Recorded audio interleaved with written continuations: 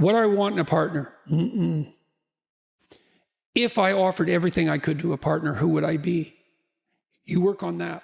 Ask that question. Just ask. Just ask yourself, okay, I have to be the person that women would want. Okay, what do they want? Clean.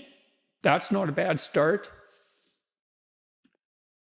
Reasonably good physical shape. So healthy, productive, generous, honest, willing to delay gratification. So you dance with a woman. It's like, what's she doing? What are you two doing? Well, it's a pattern. There's patterns happening around you. That's the music. Patterns of being. That's the music. Now, can you align yourself with the patterns of being gracefully? That's what she's checking out. And then can you do that with her? And then can you do that in a playful and attentive manner and keep your bloody hands to yourself for at least a minute? And so, can you dance in a playful manner? It's like you can go through this in your imagination and you'll know. And then you think, well, how far am I from those things? And the answer is usually, man, it's a pretty horrible abyss separating you from that ideal. But the harder you work on offering other people what they need and want, the more people will line up to play with you. And so it's the wrong question. It's like, how can I be the best partner possible? And then you think, well, if I do that, people will just take advantage of me.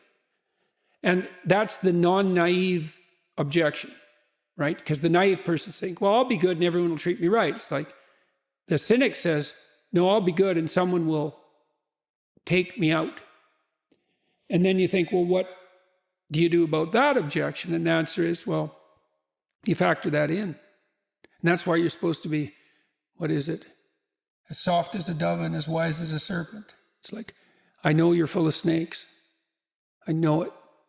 Maybe I know it more than you do. But we'll play anyways. And Take the risk anyway. That's right. Voluntarily, right? It's like, and what's so cool about that is that even though the person you're dealing with is full of snakes, if you offer your hand in trust and it's real, you will evoke the best in them. Yeah. And that's true. Even I've dealt with people who were pretty damn criminal and pretty psychopathic and sometimes dangerously so. And you tread very lightly when you're dealing with someone like that, especially if they're intoxicated. And even then, your best bet is that alert trust. It's the only thing I know that. I had one client who was he was paranoid psychopath. That's a bad combination. He was a bad guy, man. He had like 4 restraining orders on him. And restraining orders don't work on the sort of people that you put restraining orders on. And he used to be harassed now and then by, a bureaucrat in a bank with delusions of power.